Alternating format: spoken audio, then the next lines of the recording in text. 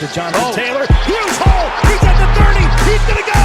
10, 5, touchdown. Jonathan Taylor made a man miss the line of scrimmage and then runs it into Pater for a one-handed INT. Are you kidding me? Kenny Moore. What a play by Nyheim Hines.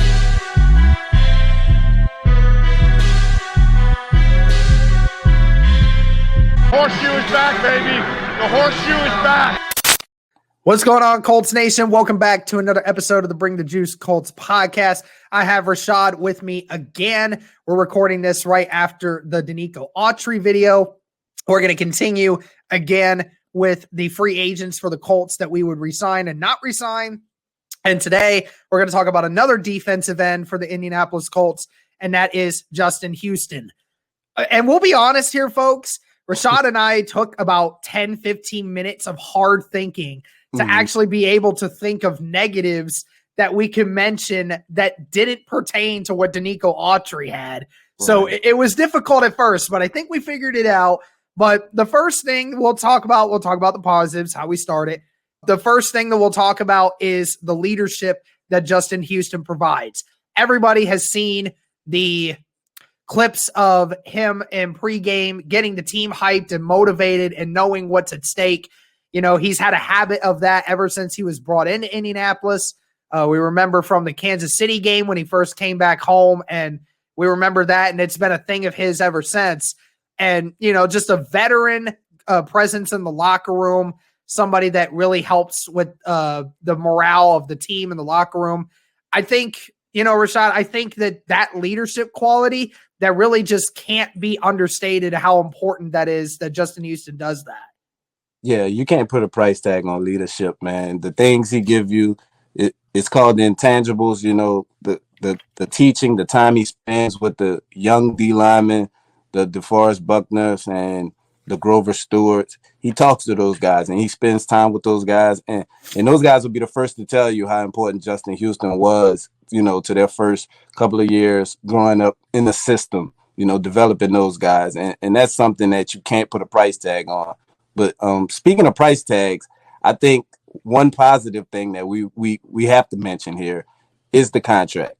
We should be able to get Justin Houston on a pretty friendly contract. You know, he has history with Chris Ballard long before he even came to Indianapolis, and I'm sure that played a role in getting him his first contract in Indy, you know. So I think that Justin Houston doesn't want to be a guy that bounces around. I think he knows this contract will probably be his last contract in the NFL, and I think he's more about winning and signing a friendly contract and doing everything in his power to help this team be able to move forward and be successful and ultimately win a Super Bowl. Yep, there's certainly hope that's the case. And the last positive here that we talked about, and, you know, a lot of Colts fans really don't want to hear this, but it's basically the truth, is that outside of DeForest Buckner, guys, Justin Houston was the most consistent pass rusher that we had last year. You know, I know that may not, you know, sound like a great positive thing because, you know, it wasn't like it was amazing, but, you know, in regards to pressures, I think at the end of the year, Justin Houston finished with 19% of the pass drops that he was a part of resulted in a pressure. I think it was in the middle of the year, Justin Houston was actually top 10 in the league at like 26%. So like 26% of his pass drops where he was participated in ended up in a pressure. So, you know, he's shown he still has some juice left in the tank. You know, there's still some power going through those bones. So, you know, he's still got a little more pep in his step. You know, he does provide some occasional help on that outside edge, you know, makes a couple big plays and key moments. That's why you have him. But, you know, I mean, obviously we want to continue to try to improve that. But Justin Houston was the second best pass rusher for the Indianapolis Colts last season when it came to pressures. So, hey, what's up, guys? I want to take a pause from the video to talk about our sponsor for this video, Manscaped. Now, Manscaped is the best in men's below-the-waist grooming. Manscaped offers precision engineering tools for your family jewels. They obsess over their technology developments to provide you the best tools for your grooming experience. Manscaped is trusted by over 2 million worldwide. And we have an exclusive offer for you, our listeners. 20% off plus free shipping with the code BTJ at manscaped.com. I'll say it again with code BTJ at manscaped.com. And Derek, Manscaped hooked both you and I up with some pretty cool tools, right? I know you have one there. I have a couple here to keep it fresh down there. But Derek, I can't tell you, man, how many times, you've been down there, you've been shaving, you're trying to figure that stuff out. And it's the worst. It's the worst, man. It is. And Manscaped definitely is a great resource there to help you have confidence moving forward, man, and doing that. I know it's never fun, but Manscaped makes it a little bit more bearable. Well, thankfully, Cody, I've not had any issues when it comes to that yet, thanks to Manscaped. And the best thing that I've had with that was the Lawnmower 3.0. It's the new device that helps you. It's the 3rd generation trimmer featuring a cutting ceramic blade that helps to keep you from having accidents down there. The best thing for your grooming experience. It also comes with an LED light, helps you to make sure you see where you're going. Obviously, you need that. And it's also waterproof. I don't have any water on me right now, but I would definitely show you. Helps with your shower and grooming experience. Makes it so much easier. Obviously, don't use it on your face. That's just nasty. I'm just letting y'all know that now. Don't do that. Don't do that. Also, guys, with your package that you would also get comes with a lot of other things that you would need to help with your grooming experience. You have Preserver and Reviver to help with the family jewels to make sure everything is fresh.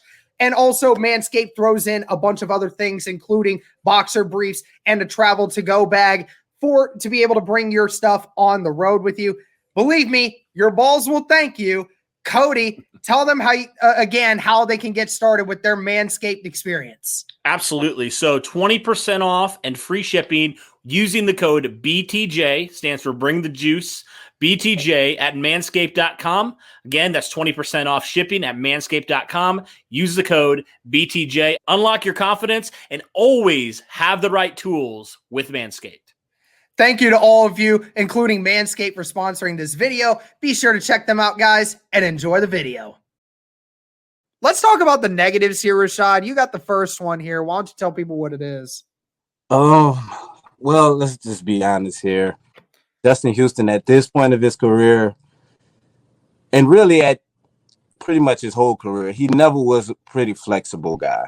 You had to play him at the defensive end position or the outside linebacker position, where he was strictly going after the quarterback. Like, that was his role.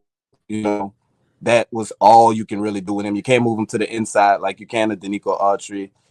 That was one thing that he specialized in, and he was great at it for the majority of his career. We started to see his production kind of taper off this season compared to the first season that he played in Indianapolis, where he kind of resembled the dominant guy that we knew he was, and he was throughout his career. But I can say at least he's been healthy, and maybe that should have been a positive too. He has been healthy and played all 16 games his first 2 years. But as far as his flexibility on the defensive line, he doesn't offer much in that regard. Yeah, and kind of going off with position flexibility, what you'd have to do as a defensive end to be great is not only be able to rush the passer, but being able to stop the run also is almost as important. And outside of what we just said about Danico Autry in the past video, Justin Houston really doesn't provide that same thing. Not saying that Justin Houston can't make some plays in the run game. He certainly has, but as a consistent guy who can keep the edge and be able to play against the run, Justin Houston, that's one of his weaknesses when it comes to his play, because he's been, like we said, mostly a pass rusher and has never really been designed to stop the run in that regard, like Danico Autry and some of these other guys can do. I mean, it's almost sad to say that, if you look at the starting four for Indianapolis right now, Danico Autry, Grover Stewart, DeForest Buckner, Justin Houston. Houston's the only one that really is a liability in the run game. I mean, it's the ultimate reason why they prefer to try to attack his side, because, he's the only weakness on that defensive line when it comes to the run game. And Rashaad, why don't you give him the last negative here on why Houston may not get re-signed? Let's be honest here. Justin Houston, at this point of his career, it goes hand in hand with what Derek stated earlier about him not being able to play the run. He's no longer a 3-down lineman. If you re-sign Justin Houston, he's strictly a pass rush specialist. You're only bringing him in on 2nd and longs or 3rd down situations where you're strictly going to rush the passer. And at this point in his career, he's not even elite at that anymore. You know, he's a good guy and he'll make plays, you know, throughout the course of a game, but it just doesn't happen nowhere near as consistent as it needs to happen at this stage of his career. But, you know, Justin Houston can still offer a lot of things like we spoke about. There's positives and negatives to bringing him back, you know. Yeah, absolutely. Well, I mean, this is short and sweet to the point, guys. I mean, it was really simple here. The positives are definitely a lot more short, sweet, and to the point when we know what Justin Houston provides. I mean, we know what he provides and the glaring weaknesses are there. So it's pretty sweet and to the point there. But thank you guys for listening. Let us know what you think. You know, what's your thoughts? You told us about Danico Autry. Now tell us what you think about Justin Houston. You know, which of the two would you rather bring back? Would you rather bring both, not bring both, bring one or the other? Let us know in the comments. Thank you guys so much for tuning in again. And as always, go Colts.